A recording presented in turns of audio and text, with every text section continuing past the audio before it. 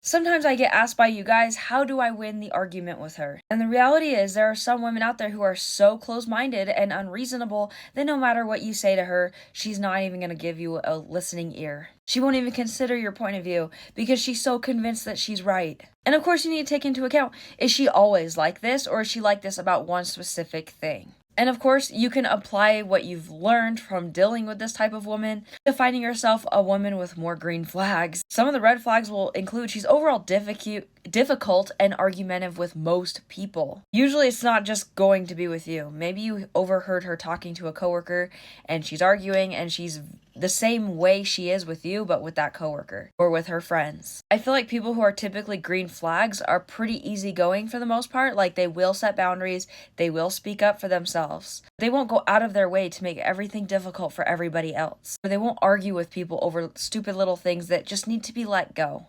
This also could involve her overreacting to every little thing. Maybe she had a tiny disagreement with a coworker and she's at home just screaming and yelling and it ruined her entire day, and it's something very small and minor. And she's so close-minded that you can't even discuss these things with her. And the unfortunate reality is, if you stay in a relationship with a woman like this, long term, it'll never work.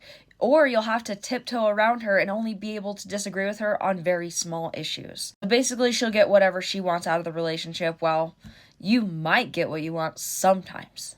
And hopefully this is not you, but I have noticed that some men are attracted to unstable women because they're a little bit more exciting and fun. Sometimes that really good woman that is solid and will be there for you throughout life is a little bit more on the boring side.